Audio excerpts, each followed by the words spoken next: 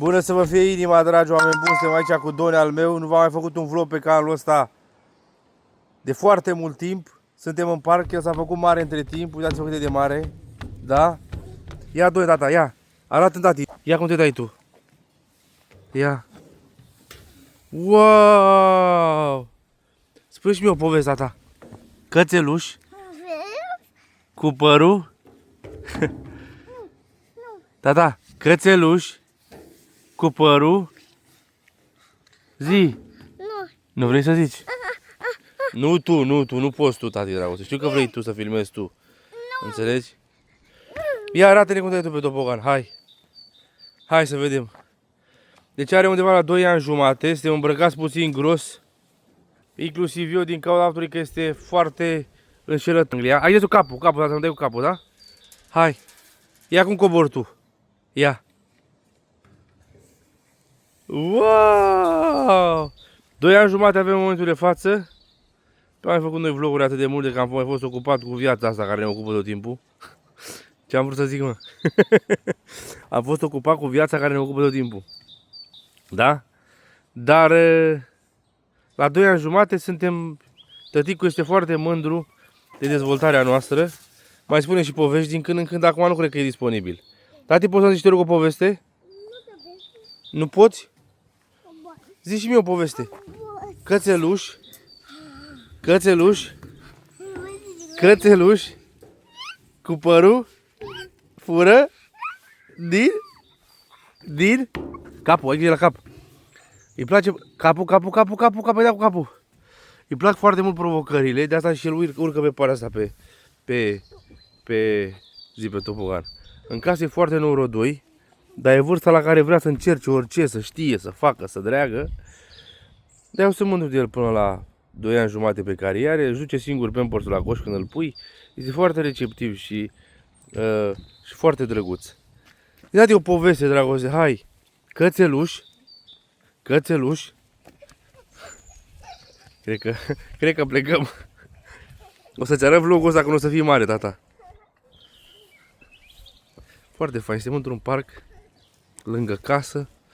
Doar ieșim afară din casă și imediat ajungem aici. Avem leagăne. Vremea este frumoasă, dar să nu te lași în tricou. Dacă te lași în tricou, s-ar putea ca să și răcești.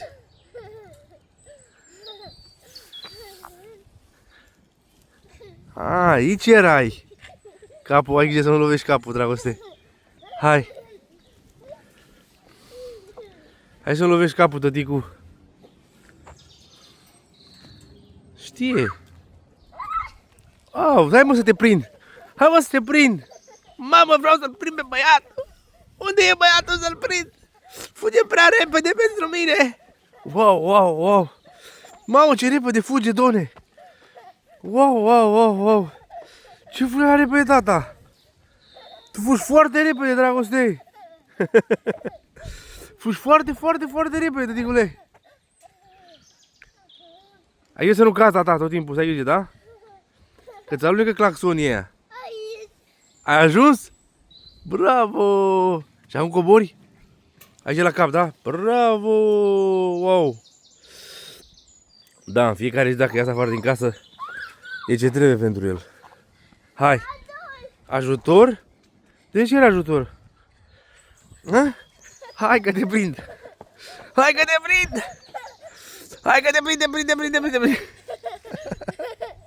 Băi, era un agaric foarte mic. Mă uit la clipurile cu el. Că zădea îl țineam eu cu moț. Mâna! Au, ce era să spriți mâna. Erai atârnat de masă și încercai să stai în picioare. Asta puteai să faci. Și astăzi, uite-l. Nu că mergem prin parc. Alergăm prin parc. Fugim chiar prin parc. Dacă e ceva ce îmi place la telefonul ăsta este tot. Faptul că poți să-i dai stop la cameră și să o repornești după. Faptul că poți să întorci camera în timpul filmării. Îți creează așa o flexibilitate de a face vlog cu telefonul. Deci, ce e acolo? Apa. N-avem voie acolo, tati. Haide. Hai că mergem încolo, tata, încolo, la rățuște. Îți creează așa o flexibilitate în ideea de a face vlog. Nu pot să te iau, nu pot, tati, că ești mare, dragoste. Nu pot, te rog frumos. Te rog frumos, tata, nu pot să iau. Nu pot să iau, nu pot, am zis nu. Am zis nu pot. Nu pot, te rog frumos, nu. Am fugit! Am fugit! Haide! Haide, tata! Haide că poți și tu! Bravo! Bravo! Uite ce tare fuge băiatul, bă! Wow, un cățel! Mamă! Mamă! Hai, leave it alone, tati, leave it alone! Leave it alone, tati! Era un cățel periculos, dragoste. Văd că mă rea? Nu toți căței sunt prietenoși, dragoste, tati. Sunt sălbatici unii. Așteaptă-mă! Așteaptă-mă să vii și eu! Ideea de a face vlog cu telefonul n-are cum să nu-ți placă, bă. Adică îți oferă o flexibilitate extraordinară. Nu mă gândesc să-mi cumpăr, că e strict pe meu, să-mi cumpăr vreun trepied sau stabilizator, că imaginea este destul de stabilă. Tata, ai grijă că acolo cazi în apă! Cazi în apă, puișor, acolo cazi în apă, tata! Cazi în apă acolo, vezi cineva a căzut aici. S-a rupt scândura și a căzut aici în apă cineva, vezi? Acolo cazi în apă, tata! Cazi în apă, dragoste! Se mai pe râu. Foarte fain. Unde mergem mai departe? Te duci acolo sus? Hai să nu cazi. Da? Hai să nu cazi că tu ești băiat mare acum. Și trebuie să te asumi responsabilitatea. Că dacă cazi e vina cui? A ta, nu? A cui e vina în caz de cazi? A? Ta. A ta, nu a mea. De ce a mea? Ce frumos cântă păsările. Cântă păsările, Adi, da? El înțelege tot ceea ce zic, dar numai că nu se poate exprima atât de tare. Aici să nu cazi, Adi, că acolo cazi în apă, dragoste. Gata, ai aruncat? Dar nu mereu să vedem gâștele? Rațele alea mari. Vrei să le vedem? Hai să mergem mai departe. Nu te duce încolo, că acolo cazi în apă, cazi în apă! Cazi în apă, tata! Cazi în apă, puișor! Stop! Ah, mi-a zis tu stop, da? Hai să mergem mai departe să vedem ce mai găsim, vrei? Vrei să mergem mai departe să vedem ce mai găsim? Hă?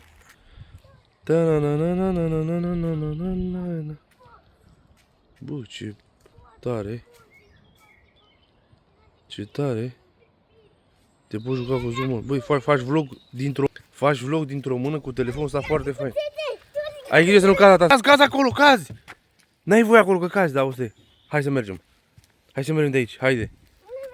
Hai că mi-e frică. Mi-e frică aici. Coborâm ușor, da?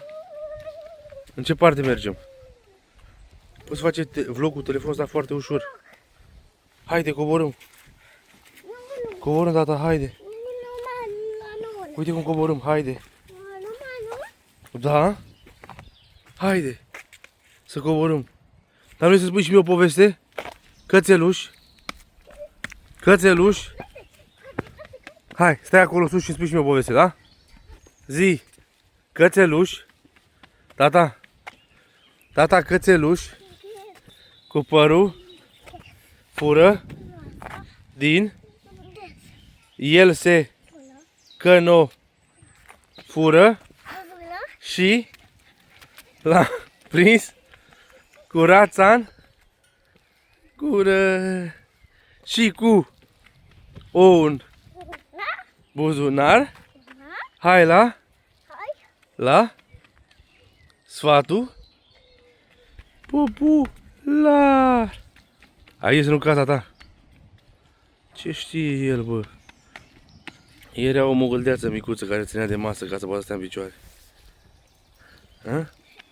Și acum uite, îl țopăie, sare, se urcă sus, singur se coboară. Ce să face, bă?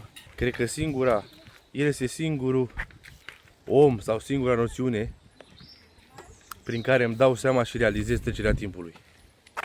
De singura unitate de măsură prin care eu realizez trecerea timpului pe această planetă Pământ este cu metru. Op, ai grijă, ai grijă, tata! Să nu cazi! Era să cazi? Era să cazi? Ți-a fost frică? Ți-a fost frică acolo? Da, aici e tăticul meu. Trebuie să asumi responsabilitatea. Că tu ești în control. Ai grijă? Trebuie să te oprești la timp, tati, ca să nu sară de pe... să termine drumul. Ca să venim ca să vorbim în termeni. Știi? Familiari. Ei, vă lăsăm, dragi oameni, în caz că v-a plăcut vlogul nostru. O să mai facem probabil că vloguri de asta prin parc, că mai ies cu el. Are 2 ani jumate, acum nu prea poate el să facă mare lucru vlog, dar în timp probabil o să înceapă să reușească mai mult în ceea ce reprezintă exprimarea și alte activități pe care noi reușim să le facem. Și dacă nu, măcar rămân vlogurile astea ca amintire. Când avea el 2 ani jumate. Face în august. E mai acum și în august el o să împlinească frumoasa vârstă de 3 anișori. Și o să mergem și la creșă, și o să ne jucăm cu copiii acolo. Da? Da, da? Da. Opa! Sănătate vouă și ne auzim pe aici prin curtea școlii.